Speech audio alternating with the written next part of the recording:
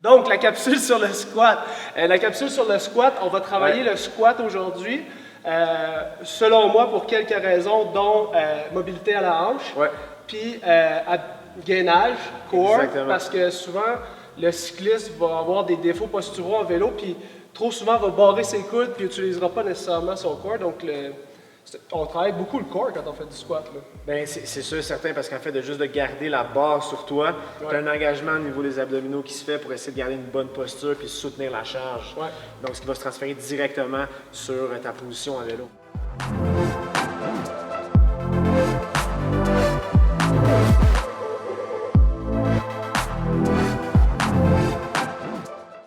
Premier exercice? On est avec le dumbbell squat. Donc, en fait, c'est vraiment la première progression. Ce que je veux qu'on fasse, c'est qu'on le tienne plus au niveau du haut, comme ça, pour que tu puisses. L'importance ici, vous allez voir direct, c'est vraiment rien à la posture, en fait. Fait qu'en ayant mes coudes qui sont plus proches de moi, je suis capable d'aller venir coller mes omoplates. Fait que en plus, si je fais ce même mouvement-là, je viens juste apporter mes épaules vers l'arrière. Rétraction. Oui, rétraction des omoplates, je garde le dumbbell vers moi. Fait que c'est vraiment important. Cue numéro 1. Un dos qui est assez droit. Le dumbbell collé. Exactement. Souvent, les gens vont l'avoir en avant un peu. Fait qu'ils vont travailler au niveau des biceps, les épaules en avant, mais ici, c'est vraiment le contraire. C'est tu lock en arrière, tu me gardes comme ça. Ensuite de ça, je veux initier le mouvement plus au niveau des hanches pour commencer. Fait qu'à la place de souvent ce que les gens font, ils vont plier les genoux tout de suite. Non, moi, je vais leur dire, pousse-moi un peu les hanches vers l'arrière. Puis par la suite, je vais essayer de garder mon tronc le plus en ligne droite possible. On relève vers le haut, ça c'est très fort. Ce qu'on veut regarder aussi, ça va être au niveau des genoux, en fait. C'est souvent, les gens vont dire, OK, pousse les genoux vers l'extérieur. Pousse-les ce que tu as besoin pour sentir que tes fessiers travaillent.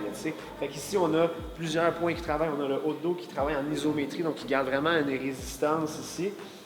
On a le tronc qui travaille aussi parce que tu tiens un poids en avant de toi. Extenseur lombaire. Extenseur lombaire aussi, surtout pour le cycliste parce qu'à ce niveau-là, la mobilité va être très difficile. Puis ici, avec les genoux vers l'extérieur, on va travailler au niveau des fessiers. Là. À noter, dans le fond, ici... On peut même... As-tu une élastique? Oui, j'ai des mini-bands. Oui, vas-y. Le retour avec notre élastique.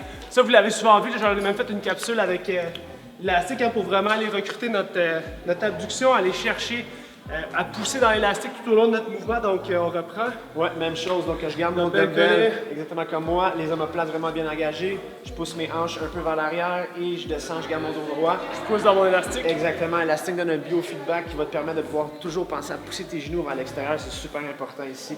Une petite affaire aussi à noter, on pourrait parler aussi du poids au niveau du pied. Essaie de le garder toujours au milieu de ton pied environ. Autant sur les talons que les orteils. Exactement. Fait que je ne veux pas que ce soit juste les talons et les orteils levés, ni surtout pas trop en avant. Même droite-gauche. Oui, exactement. Voilà. Fait que c'est super bien exécuté, ça.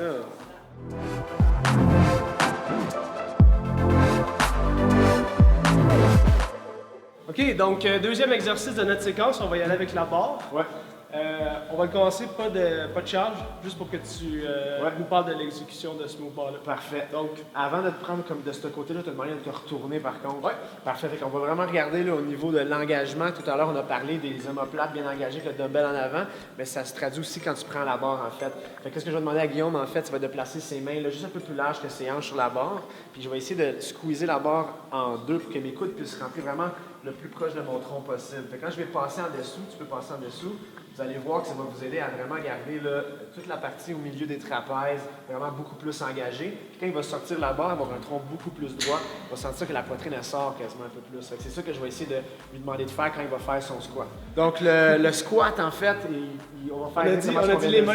Les mains de chaque côté plus larges que les hanches. Je vais essayer de casser la barre en deux pour coller mes coudes proches de moi. Fait que la poitrine elle sort un peu plus. Quand je vais déraquer la barre, je vais essayer de garder cette posture-là. Fait que qu'est-ce qu'on avait dit en premier lieu, c'était je pousse un peu mes hanches vers l'arrière, je garde mon tronc le plus droit possible. C'est là qu'il va être challengeant parce que là, la barre est en arrière, le dumbbell n'est pas en avant de toi, beaucoup plus différent.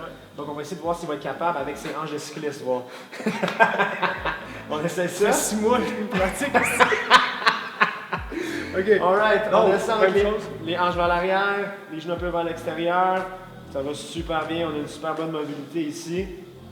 Donc, le tronc, vous voyez, est beaucoup plus droit. Si jamais je pense pas à ça, je vais arquer vers l'avant, puis là, ça va être vraiment plus ton bas de dos qui va travailler. Fait qu'on sort un peu des types de muscles qu'on veut chercher avec le squat. Parce que là, dans le fond, si on se mettait sur le côté, on verrait que la barre, elle reste pas mal au-dessus de nos pieds. Exactement, exactement. Fait que si je regarde de côté, on va vraiment voir que la barre, elle va rester au-dessus du pied, puis pas mal plus en ligne droite en tant que telle. Fait que ce serait vraiment un bon repère pour vous, là.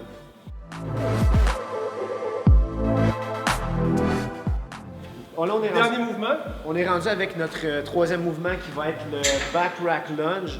Donc, ce qu'on veut faire, c'est garder encore une fois la barre vraiment bien alignée sur les trapèzes avec les épaules qui sont proches. Ouais. Donc, différentes façons de le faire. Nous, on va vous montrer avec le déplacement du pied vers l'avant. Oh, excusez-moi, on coupe. Donc, on continue. Là, on va vous montrer le back rack reverse lunge. Donc, je vais apporter mon pied vers l'arrière. Ça demande beaucoup de stabilité pour le pied avant. Super important ici. Je vais vraiment mettre mon poids là, sur le talon. Ce que je vais demander aussi, c'est de garder mon genou en arrière des orteils pour avoir un angle de 90 degrés avec mon tibia et ma cuisse. Donc, super important. Le poids sur le pied parce que si je pousse vers l'avant de ton pied, vous allez travailler beaucoup au niveau du quad. Tandis qu'ici, je veux vraiment aller recruter autant ischio, fessier et quads dans mon mouvement. Puis avec la barre, ce qui arrive, c'est qu'on est obligé de garder le corps droit versus les cyclistes qui vont en tendance à pencher vers l'avant, exactement. Fait que c'est encore un autre biofeedback qui va t'aider à pouvoir garder une belle posture, mais aussi à recruter les bons muscles quand tu vas travailler. C'est Rock on!